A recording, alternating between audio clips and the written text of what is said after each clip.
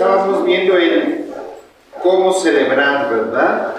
Vimos lo de la música, hablábamos de lo importante que es que sean cantos apropiados, que la liturgia... El último que vimos fue el 11:57, sí, sobre el canto, en que reflexionábamos sobre lo importante que es que la música se adecue a la cultura, ¿verdad? Que por eso mismo, pues para una misa parroquial, ¿verdad? Dominical, pues poner música sacra latina, el requiem de la misa de Mozart o algo así, pues no queda, ¿verdad? Está muy bonita, pero no queda para la celebración porque no es nuestra cultura, no es la forma en que nosotros celebramos. Si es la misa pontifical, ¿verdad? Bueno, o si estás en el seminario donde los seminaristas saben latín, bueno, puede tener más sentido, ¿no? Y lo mismo hablábamos de la música que luego a veces se adapta, ¿verdad?, para las liturgias, pero que es música popular que pues no coincide, ¿verdad? Les decía yo de dos ejemplos, ¿verdad? Uno que me tocó vivir concretamente cuando una amiga de Estados Unidos estaba por aquí y a la hora del aleluya oyó gloria, gloria, aleluya, pues se quedó espantada, ¿verdad? Porque pues como un himno de guerra de la guerra civil de Estados Unidos parte del aleluya, pues no, ¿verdad? Para ella resultó pues, contradictorio, ¿no? Y por el otro lado les decía el otro ejemplo del Padre Nuestro, tú que estás en los que aman la unidad, no sé si lo han oído alguna vez, que utiliza la música de una canción que habla pues de otra cosa muy distinta. Hello darkness, my old friend. O sea, hola oscuridad, mi vieja amiga, vengo aquí a verte, pues de Simon Garfunkel, que es una canción muy bella, pero, o sea, ya cuando la ubicas, pues no le queda, ¿verdad? Bueno, son solamente dos ejemplitos. Y bueno, también está la parte de las imágenes, ¿verdad? Que esa, pues no la vamos a saltar, ustedes la pueden leer, sobre la iconografía, la belleza y el color que se tiene que utilizar en la liturgia, ¿verdad? Pues sí, hay que tratar de hacer las cosas bellas, no cosas feas, ¿verdad? Pero bueno, ¿cuándo celebrar? Vamos al número 1163.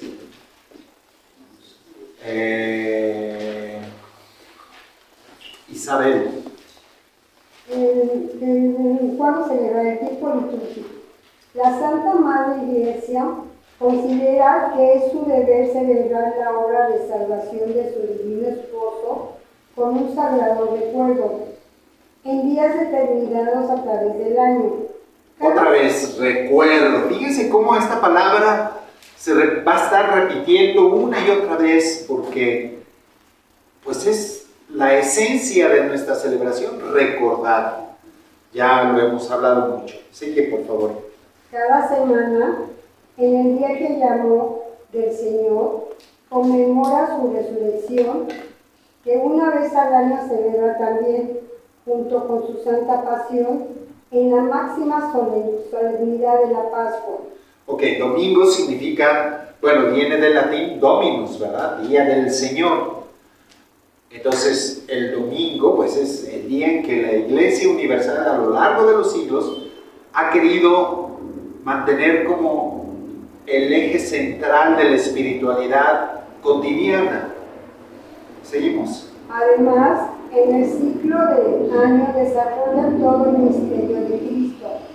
Al conmemorar así los misterios de la redención, abre la riqueza de las virtudes y de los méritos de su Señor, de modo que se los hace presente en cierto modo durante todo el tiempo a los fieles para que los alcance y se llenen de la gracia de la salvación. Entonces los misterios de Cristo se van distribuyendo a lo largo también del año. Por supuesto el central, la Pascua, pero junto con él Navidad, o sea, el nacimiento, la encarnación, la fiesta de la transfiguración, la institución de la Eucaristía, en fin, todo eso, ¿no?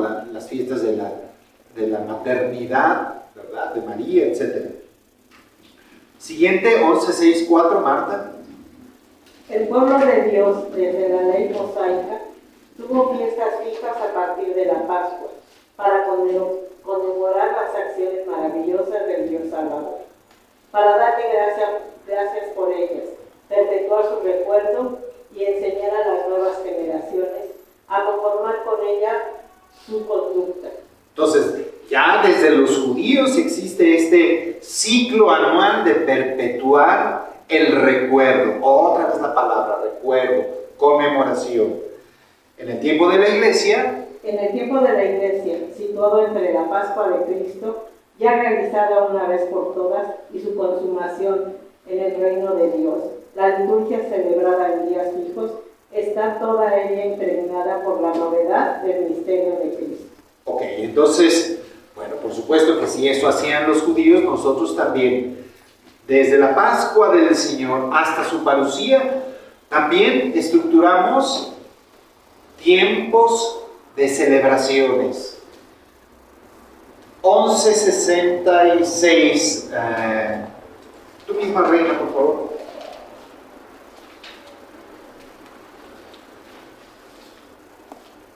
La Iglesia, desde la tradición apostólica, que tiene su origen en el mismo día de la resurrección de Cristo, celebra el misterio pascual cada 8 días, en el día que se llama con razón Día del Señor o Domingo.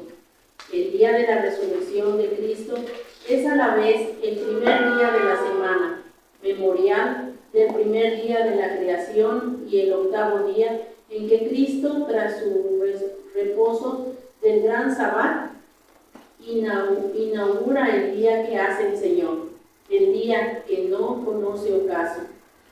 El banquete del Señor es su centro, porque es aquí donde toda la comunidad de los fieles encuentra al Señor resucitado, que los invita a su banquete. La importancia, pues, del domingo, la fiesta que rige a todos los cristianos, no solamente a nosotros los católicos, ¿verdad? A todos los cristianos, y bueno, por supuesto, inspirada en la semana judía, ¿verdad? Porque pues, también los judíos, cada séptimo día, el Shabbat, era un día de descanso obligatorio, recordando aquella primera semana original, y por lo tanto, el origen de todos nosotros. ¿De dónde venimos? De un Dios que nos creó a todos.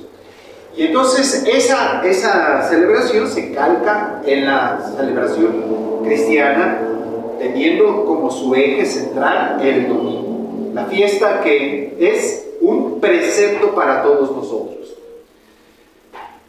Un comentario, ¿verdad? Mucha gente se confiesa a veces de que, padre, no vine a misa el domingo y por eso ya no puedo comulgar. Y entonces es necesario recuperar otra vez nuestra reflexión. A ver, ¿por qué no viniste a misa el domingo? Si fue porque te peleaste con el Señor y no quieres saber nada de él, pues está bien. Entonces sí, tienes que confesarte, ¿verdad? Pero, a ver, fue porque estaba yo muy ocupado atendiendo a mis enfermos, que se me enfermó todo el mundo de COVID. ¿Es algo que es pecado? No, por supuesto que no, ¿verdad? Oye, es que yo tenía pensado ir a la misa, ¿verdad? Yo vengo siempre a la misa de 7 de la noche, pero me cayeron las visitas y yo, pues, por más que tenía que atender, no había nadie más y ya no pude venir. Ok, ¿cómo ven eso? ¿Es pecado grave? No. ¿Es tu voluntad de no ir a misa? No, o sea, pues fue algo circunstancial, ¿ok? Entonces, fíjense, no venir a misa el domingo no es motivo para decir, ay, estoy en pecado grave, no puedo comulgar. Todas esas formas de no asistir a misa, la viejita, ¿verdad? Que pues no vino nadie para sacarla a la misa, ¿verdad? O simple sencillamente unos enfermos o ancianos que caminar para acá les es hasta peligroso. ¿Es pecado para ellos? No. Entonces, a ver, sí, todos tenemos el deber, la convocatoria de celebrar la misa dominical. Bueno, pero hay algunos atenuantes por los cuales, a ver, no se aflijan de que es que el padre tengo que confesarme porque no, una vez más lo recordamos, es pecados mortales, pecados graves. Llevo una vida entera sin ir a misa los domingos, ahí está una gran diferencia, ¿verdad? Entonces, para que sepamos matizar, eso es según el caso, cada caso es distinto, ¿verdad? Pero no obsesionarnos con ay, no fui a misa el domingo pasado. Bueno, pero ciertamente en la vida espiritual de un cristiano tiene que ser un eje central la celebración dominical, porque si bien es cierto que no es el mandamiento de Jesús, decimos celebrarás las fiestas, ¿sí? ¿Ok? Pero Jesús no instituyó el domingo como día de fiesta, no lo instituyó. Vayan y celebren misa todos los domingos, no. Ese no es un mandato de Cristo, es mandato de la iglesia. Entonces, si bien es cierto que no es un mandato del Señor, pero sí es cierto que a lo largo de los siglos la iglesia ha descubierto como importantísimo la espiritualidad del día a día, la celebración dominical. Es que yo voy el lunes, pero el problema de ir otro día, pues que voy todos los lunes, es que no tiene el mismo carácter la liturgia. Primero, porque no se reúne la familia cristiana. Esto es una cosa que tenemos que tomar bien en cuenta. La celebración dominical es la fiesta de un padre que ve reunida a su familia.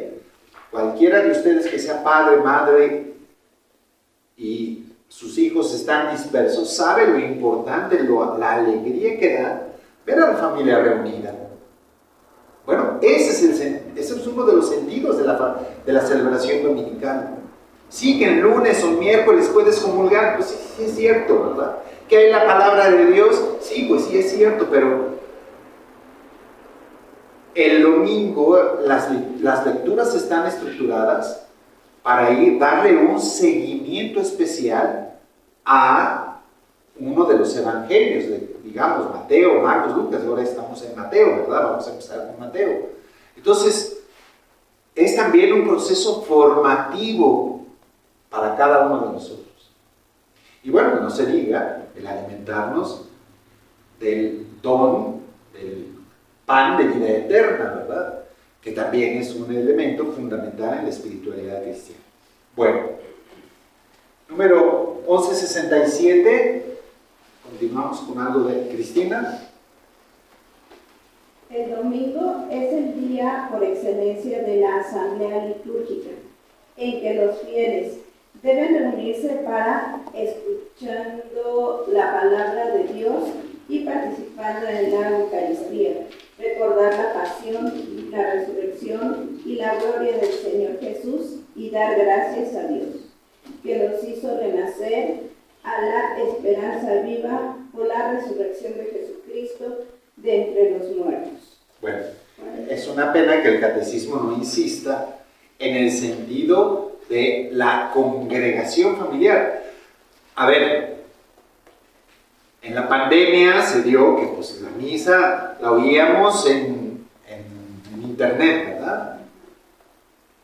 Y alguien podrá decir, bueno, pues y me traen la comunión, como le traen la comunión a mi abuelita, ¿verdad? Pues ahí comulgo entre semana y veo la misa del domingo. Sí, pero le está faltando este elemento de la comunión, de la fraternidad, de la reunión, de la asamblea de los hijos e hijas de Dios, ¿no? Bueno, pero no solamente nuestra espiritualidad litúrgica está sustentada en esta dinámica semanal, sino también anual. Número 1168, Leti, por favor.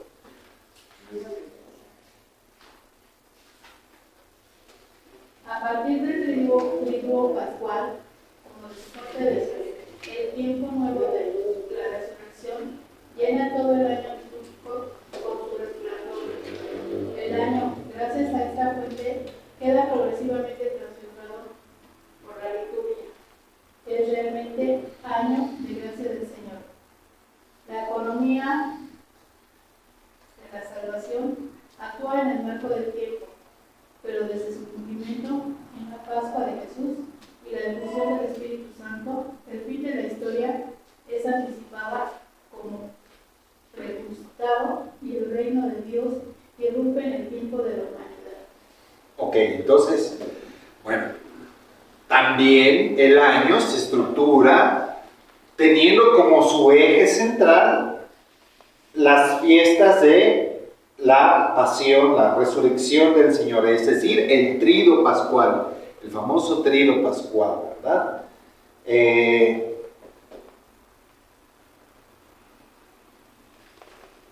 Otro elemento importante de la liturgia dominical es que es la oportunidad del sacerdote de catequizar a su comunidad. Si bien entre semana también lo puede hacer, pero de hecho la homilía semanal es optativa. Ahí el sacerdote podría no hacerla. Y a veces hasta convendría no, para mejor dar un tiempo de silencio y que cada quien, a ver si es cierto, nos vamos familiarizando con la lectura de la palabra de Dios, pero bueno, ya me ha pasado que... Y bueno, y les pregunté, ¿qué reflexionaste? Pues es que no me acuerdo, ¿no? Que no se acordaban de las lecturas, pero bueno. Pero el domingo, ciertamente el sacerdote tiene la obligación de la homilía, salvo cuando el derecho litúrgico le da la posibilidad de no hacerlo, que es el Domingo de Ramos. Ustedes saben que el Domingo de Ramos, como el Evangelio es muy largo, se puede omitir ese día la homilía. Todos los demás, bueno, también en Viernes Santo, pero esa no es fiesta de precepto, así es que pues, no aplica tanto. Lo que sí es el Domingo de Ramos, es el único domingo en que el sacerdote podría omitirla o hacerla muy breve. Bueno, seguimos en el siguiente número, 1169. Tú, Elis, por favor. Elizabeth. Por ello, la Pascua no es simplemente una fiesta entre otras, es la fiesta de las fiestas, solemnidad de las solemnidades, como la Eucaristía es el sacramento de los sacramentos.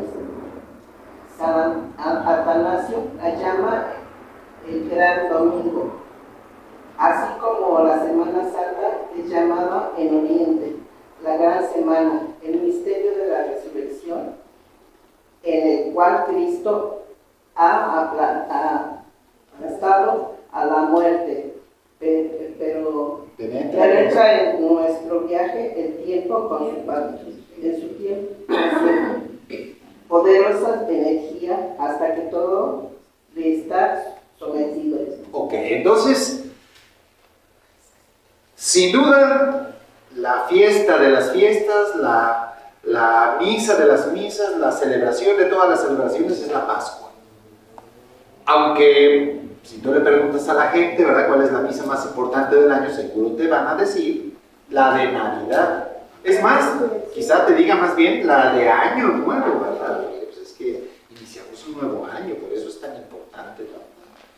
Pero bueno, eso es ya el paganismo que va entrando en la espiritualidad cristiana, pero No, la Navidad no es la fiesta más importante, es la segunda más importante después de la Pascua, definitivamente. Y especialmente la vigilia pascual, ¿verdad? Aunque no tiene esa fuerza que celebrar la vigilia pascual, puede ser la del domingo de resurrección, pero por supuesto es preferible la vigilia pascual, ¿no?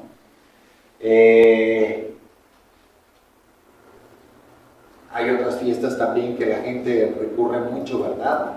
El 2 de febrero también se llena el templo, ¿no? ¡Qué barbaridad! O la miércoles de ceniza también, las multitudes y las horas, porque la ceniza, ¿verdad? Pero pues, evidentemente son tergiversaciones de lo que realmente es importante. Bueno, 1171, por favor, Fresian. El año litúrgico es el desarrollo de los diversos aspectos del único misterio pascual. Esto vale muy particularmente para el ciclo de las fiestas en torno al misterio de la Encarnación, Anunciación, Navidad, Epifanía, que conmemoran el comienzo de nuestra salvación y nos comunican las primicias del misterio de Pascua. Entonces dice, el año litúrgico es el desarrollo de diversos aspectos del único misterio pascual. Desarrollo del misterio pascual. Por eso, cuando celebramos la Navidad, la plegaria eucarística, el centro de la misa no es la narración de la Navidad, sino la narración de la última cena.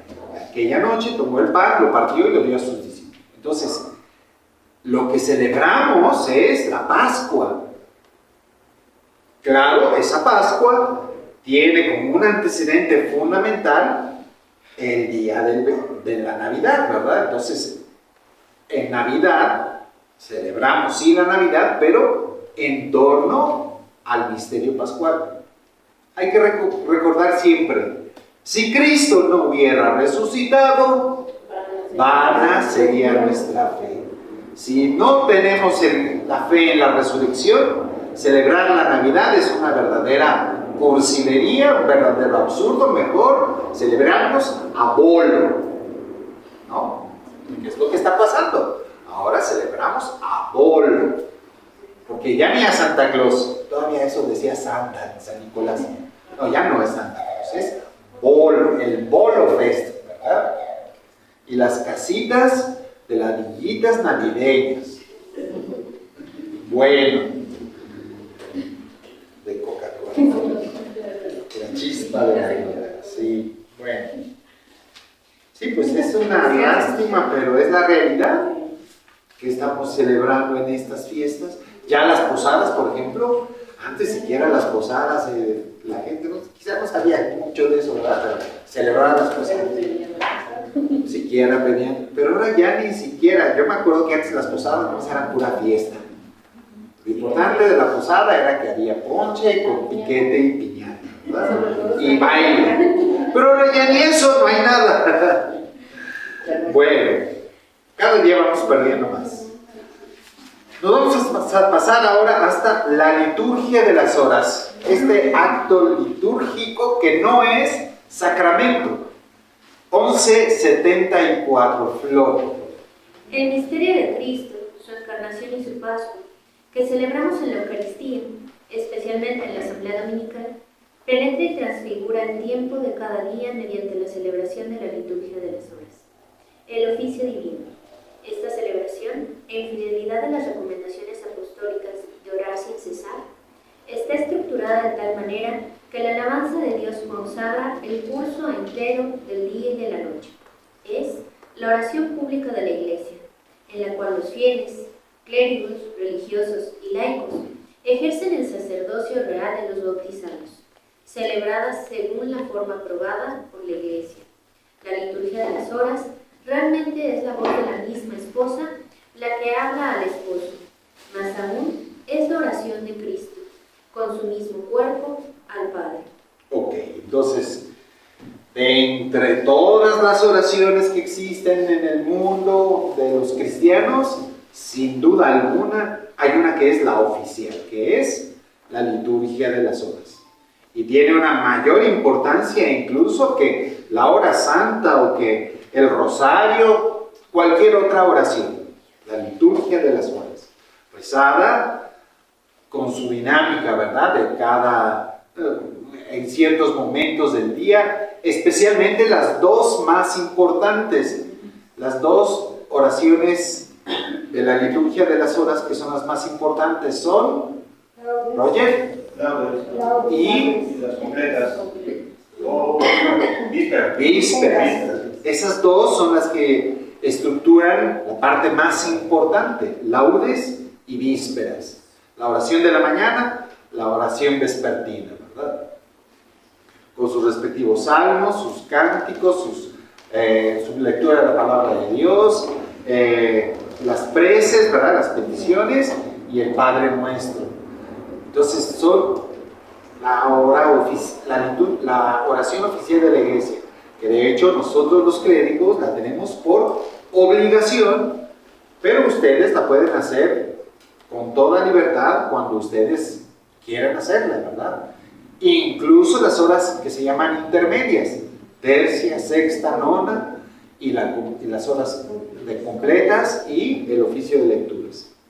Son todas las horas del oficio de lectura, del oficio divino. ¿Sale? Padre, ¿la liturgia de las horas se puede celebrar individualmente o como Absolutamente. puede ser participativa? Se puede hacer individualmente. Por ejemplo, normalmente las completas, aún en conventos más bien es algo que se invita a hacer de manera individual, porque pues es la hora ya de antes de estar en tu cama, ¿no? Entonces se tiende a hacer más bien individual esa. Y ahí dice que haga un examen de conciencia. ¿Perdón? Ahí dice que haga un examen de conciencia. Se puede hacer un examen de conciencia, pero vamos, es el momento de cerrar los ojos, ¿no? Bueno, de hecho todas las horas divinas se pueden hacer individualmente. Nos vamos a saltar el dónde celebrar, pues sabemos que se celebra en el templo, las partes del templo, el altar, el tabernáculo, el santo crisma, la sede, el ambón, todo eso yo creo que, sobre todo las que están en el curso de liturgia, lo han estado viendo, así es que yo me lo salto, ¿verdad? Sí. Y nos vamos a... Estamos bien sabiendo. Sí, ya hasta procesión y toda la cosa, ¿verdad? Vamos a la diversidad litúrgica y unidad del misterio número 1200, párrafo 1200. 1200 párrafos. Pasado.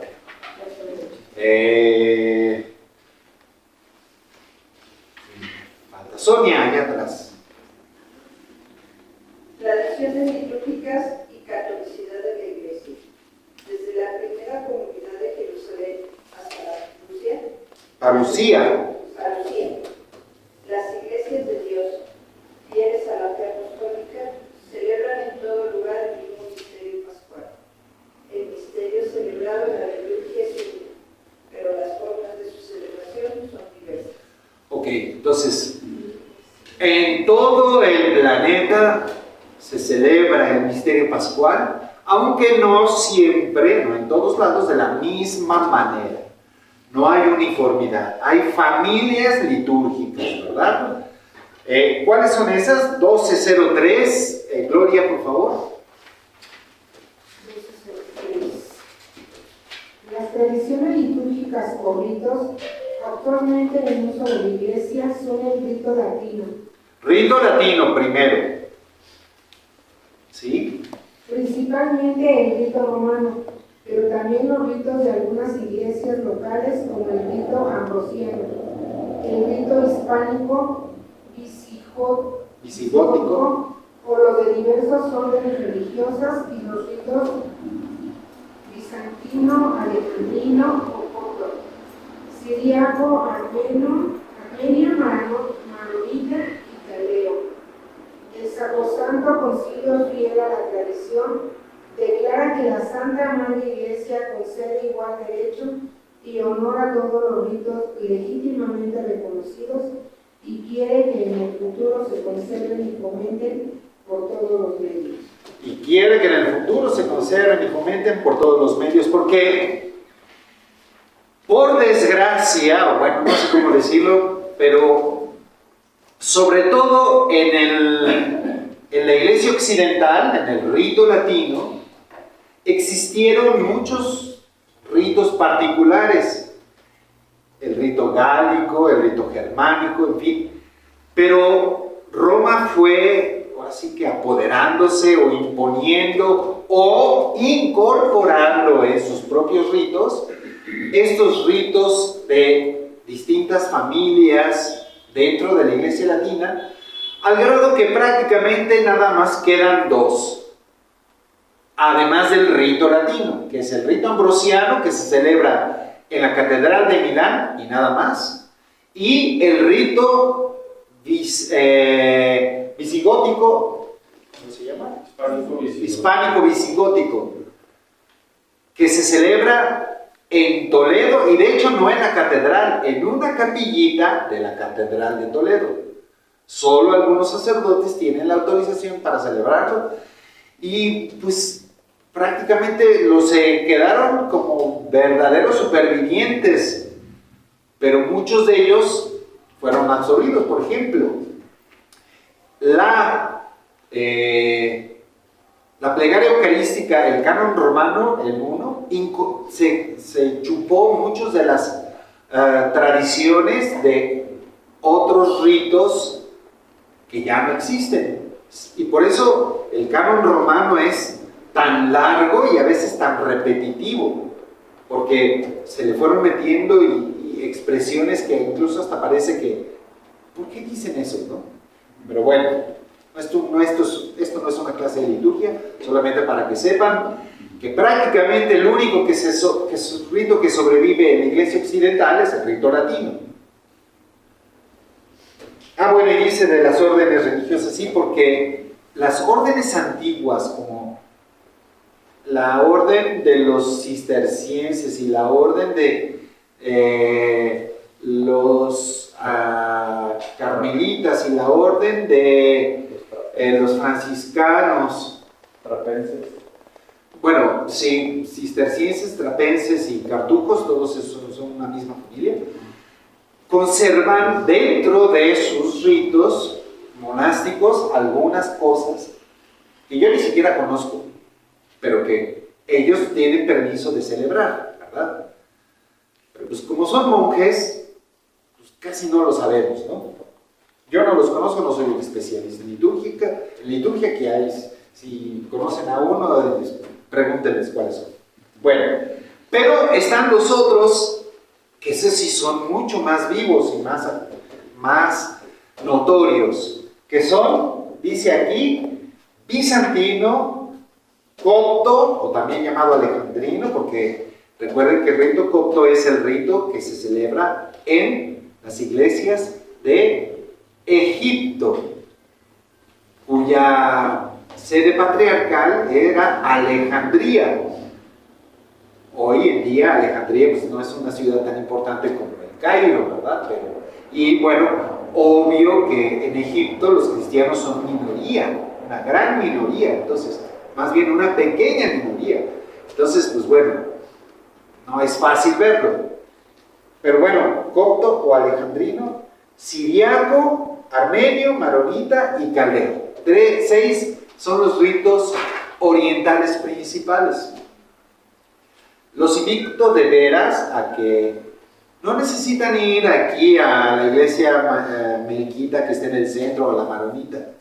Métanse a YouTube, pongan ahí misa copta en su buscador y pues nada más, no se le echen toda porque no le van a entender, pero sí vean pues cómo es de distintos los cantos, distintas los momentos de la misa, distintas los ornamentos distintos, en fin, yo creo que por cultura es importante que los conozcan, ¿ok?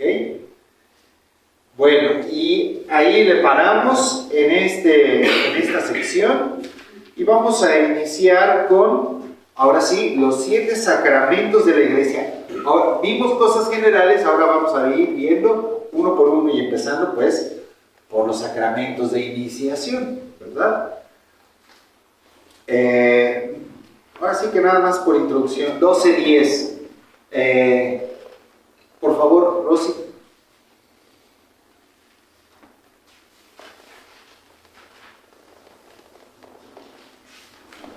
Los sacramentos de la nueva ley fueron instituidos por Cristo. Son 7, a saber, bautismo, confirmación, Eucaristía, penitencia, unción de los enfermos, orden sacerdotal y matrimonio. Los 7 sacramentos corresponden a todas las etapas y a todos los momentos importantes de la vida del cristiano. Dan nacimiento y crecimiento, curación y misión de la vida, de la fe de los cristianos.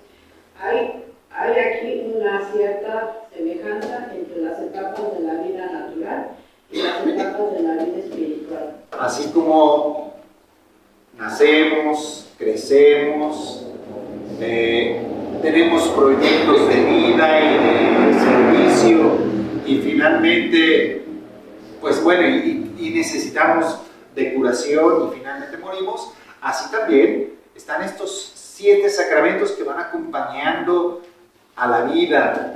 Los sacramentos de iniciación, que son los del nacimiento y del sostenimiento. Los sacramentos de la curación, que son, por ejemplo, la unción de los enfermos. Y los sacramentos de servicio, que son el matrimonio y el orden sacerdotal. El matrimonio como un servicio que los esposos se dan uno a otro y sobre todo a los hijos, ¿verdad? Bueno, vamos directamente ahora a los sacramentos de la iniciación cristiana, número 12:12. Yolanda, por favor.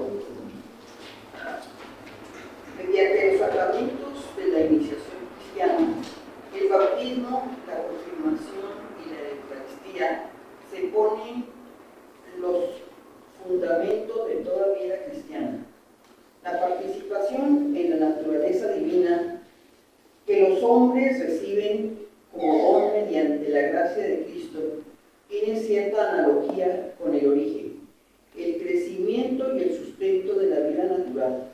En efecto, los fieles renacidos en el bautismo se fortalecen con el sacramento de la confirmación y finalmente son alimentados en la Eucaristía con el manjar de la vida eterna.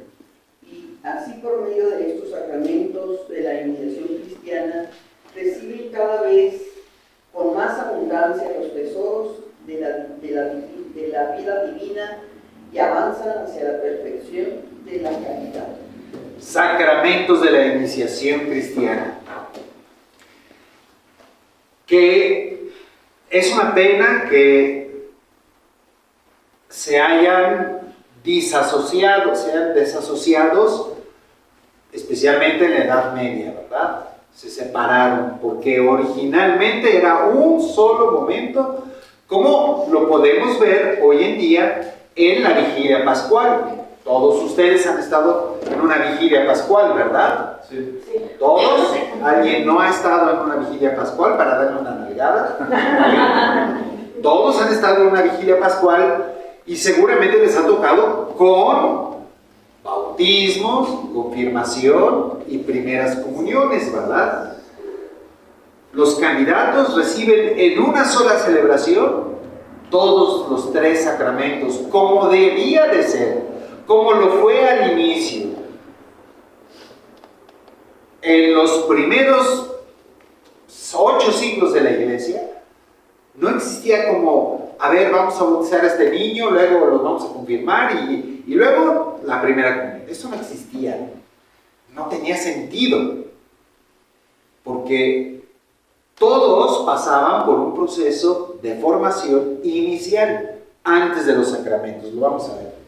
Pero bueno, hoy en día tenemos esta situación pues realmente irregular que se refleja lo irregular en una cristiandad que pues son bautizados, pero ni saben por qué y terminan hasta ateos, ¿verdad? Siendo que recibieron el sacramento del bautismo es una contradicción, ¿no? Vamos con el nombre de este sacramento, 12-14, ya entrando propiamente en el bautismo, reconociendo que pues está separado de esta realidad. Roger, por favor. 12-14. Sí. Este sacramento recibe el nombre de bautismo en razón del carácter del rito central mediante el que se celebra bautizar. Baptistein en griego significa sumergir. Introducir dentro del agua. La inmersión en el agua simboliza el acto de sepultar al catecúmeno en la muerte de Cristo, de donde sale por la resurrección con él como nueva criatura. Entonces, el nombre, bautizo. A ver, y aquí hay que hacer una observación. Casi todo el mundo dice el bautismo, pero no, más bien casi todo el mundo dice el bautizo.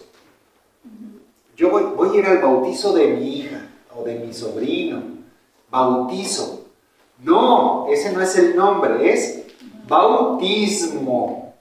Es el nombre, el sustantivo. Bautizo es la primera persona del verbo. Yo bautizo, tú bautizas, él bautiza, nosotros bautizamos. Entonces, bautizo es el verbo, yo bautizo. Entonces, para que, a ver si le podemos al menos corregir, ¿verdad? Que ustedes digan, voy a un bautismo, ¿ok? ¿Y qué significa la palabra bautizar? Baptizein en griego significa sumergir. Eso significa. Entonces, sí, claro, los católicos no bautizamos porque no sumergimos. Bueno, al menos la mayoría, ¿verdad?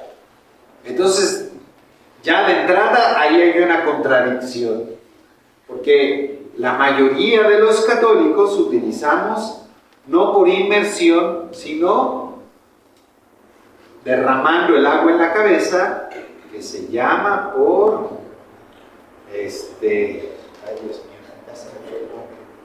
Tiene otro nombre. ¿Lo recuerdas, Flor? ¿Tú, Roger? Bueno, la cosa es que no sumergimos, sino nada más echamos el chorrito de agua, ¿verdad? ¿Eh? Sí, pero tiene un nombre especial. ¿Eh? El agua se bendice y ya luego o lo sumerges o lo derramas el agua en la cabecita, sí. Afusión. ¿Eh? Afusión. ¿Afusión? Ajá. Hay otro nombre, pero sí, ese es otra forma. Bueno, vamos al número 1217.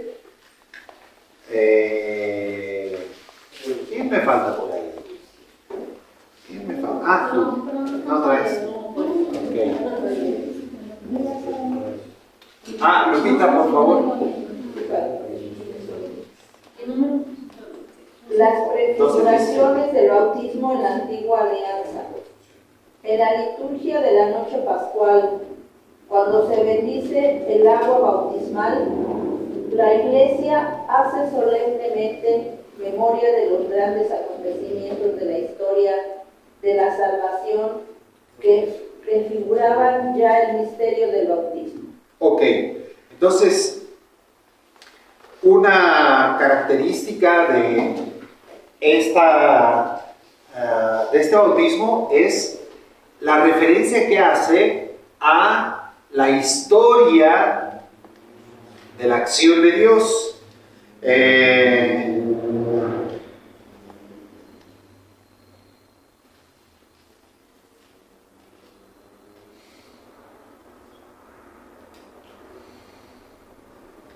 Casi, o sea, ustedes lo han oído porque lo usamos en la vigilia pascual, ¿verdad? Pero el texto seguramente lo han oído también en los bautismos. La liturgia te propone 3 formas distintas de bendecir el agua. Una de ellas es con esta oración. La voy a repetir, es larga. Oh Dios, que por medio de los signos sacramentales, tú obras con invisible potencia las maravillas de la salvación. De muchos modos, a través de los tiempos, has preparado el agua a tu criatura para que fuera signo del bautismo. Y entonces va a recorrer. Desde los orígenes, tu espíritu aleteaba sobre las aguas para que contuviesen la fuerza de santificar. Entonces, hace un recuerdo, ¿verdad? Génesis 1, en el principio, todo era caos y confusión. Bueno, creó Dios los cielos y la tierra, todo era caos y confusión, pero el Espíritu de Dios aleteaba sobre las aguas. ¿Okay? También en el diluvio prefiguraste el bautismo para que hoy, como ayer, el agua señalase el fin del pecado y el inicio de una vida nueva. Entonces, ahí está otro recuerdo, ¿verdad? El bautismo prefigurado ya en el mismo acontecimiento del arca de Noé. Acabó con el pecado, inició una nueva vida. Has librado de la esclavitud a los hijos de Abraham, haciéndoles pasar ilesos el mar rojo para que fueran la imagen del futuro pueblo de bautizados. El paso por el mar rojo como otro recuerdo de la acción de Dios que se ve reflejada en el bautismo. Y por fin, en la plenitud de los tiempos, tu hijo, bautizado en las aguas del Jordán, fue consagrado por el Espíritu Santo. Entonces, el último momento es cuando el recuerdo que Jesús hizo al pasar por el Jordán. Y sobre todo, levantado en la cruz, de su costado salió sangre y agua. Entonces, ese es el momento en el que aparece el bautismo propiamente cristiano, ¿verdad? Porque el bautismo de Jesús no es nuestro bautismo, prefigura. Y el verdadero bautismo nace en la cruz, cuando Jesús nos da el sacramento de la sangre y del agua.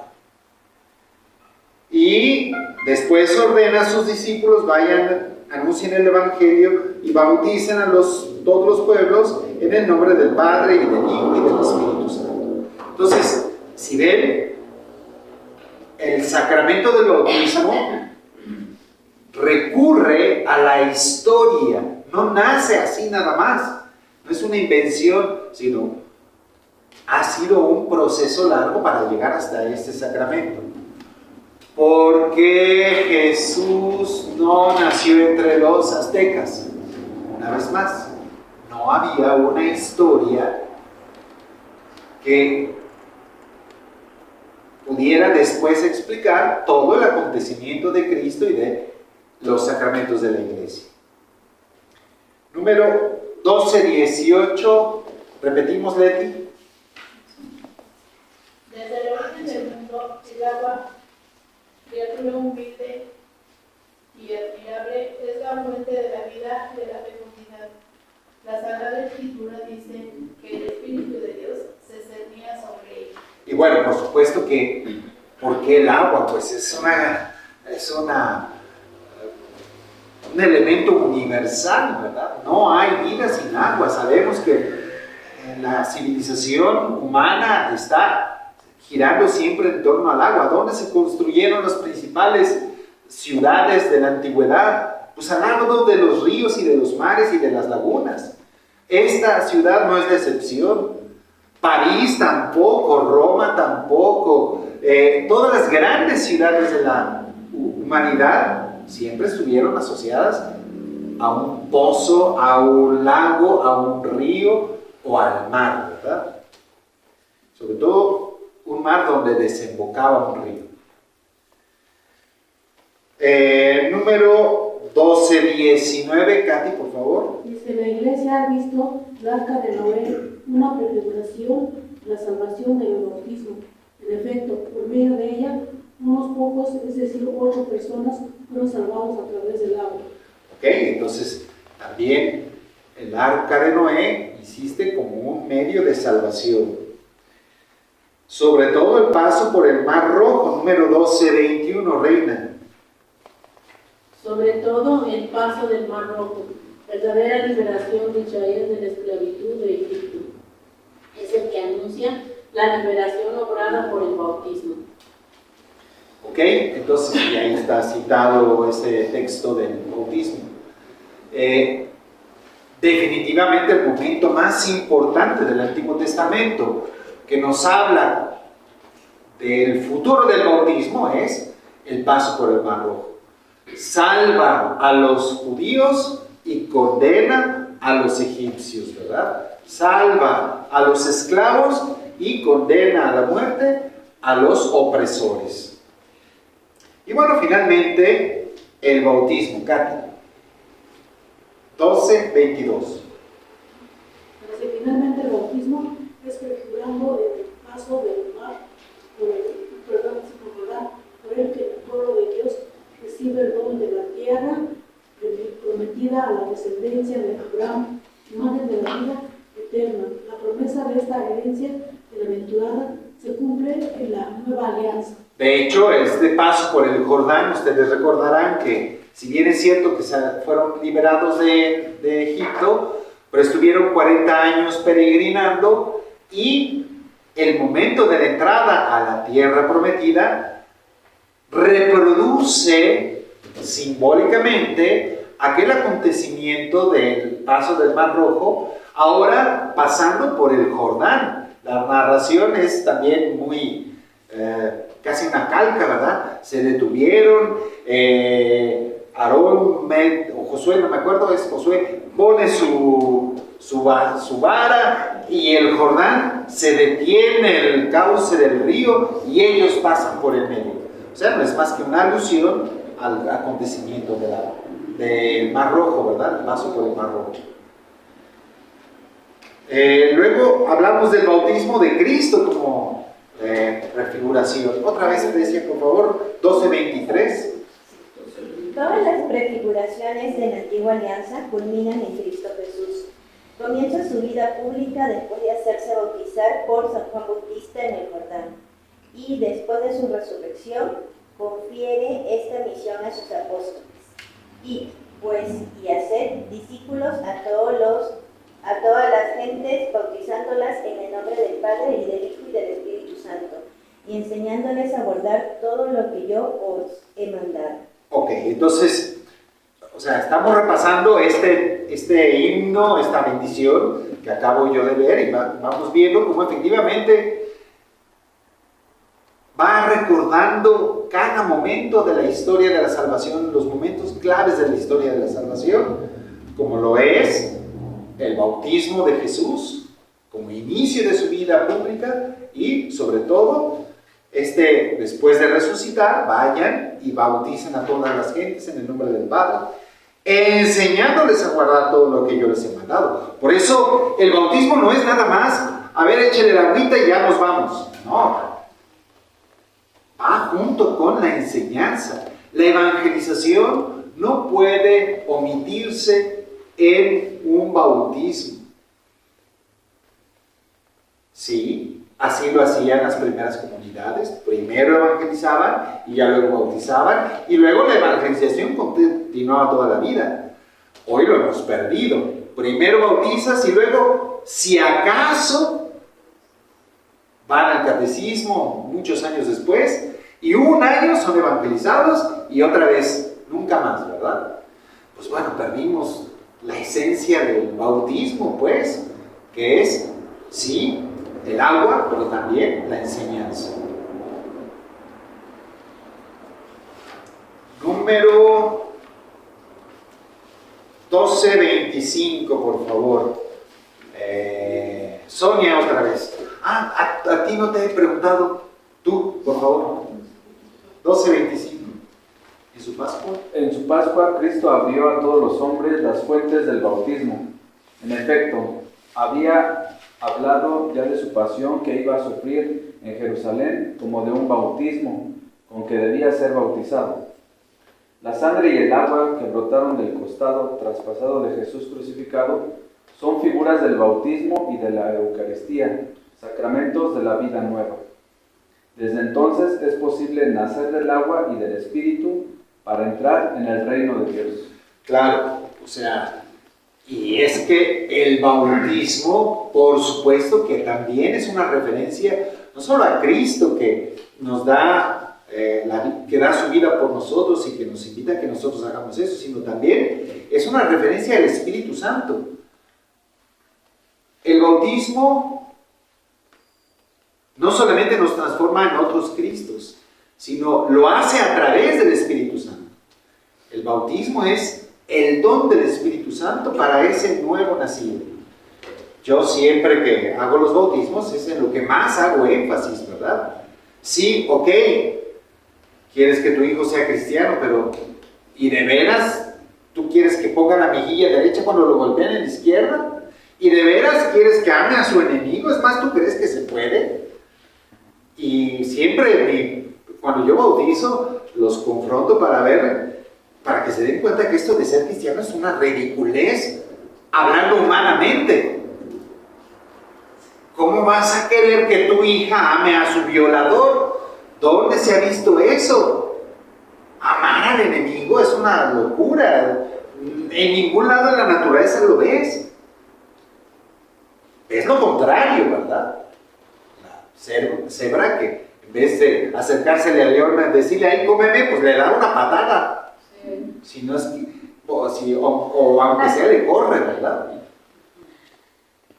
El bautismo, el ser cristiano es un imposible a menos que tengas una fuerza superior. Y eso es lo que sucede en el bautismo. Hay una fuerza superior, que es la del Espíritu Santo, que te transforma, te da la fortaleza para que puedas hacer lo que sí hacían, por ejemplo, los mártires, dar su vida a los leones. Lo que sí hizo el Papa Juan Pablo, ¿verdad?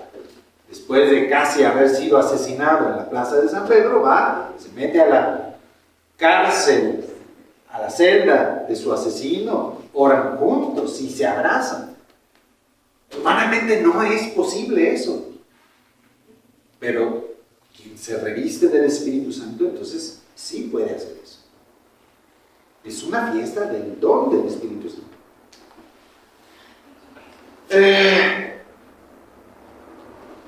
¿Dónde nos quedamos? 12:25, ¿verdad? Bueno, ahora el bautismo, ya no solamente en la historia de la salvación, no solamente en Cristo, sino en la iglesia. 12:26, ay no, ya olviden.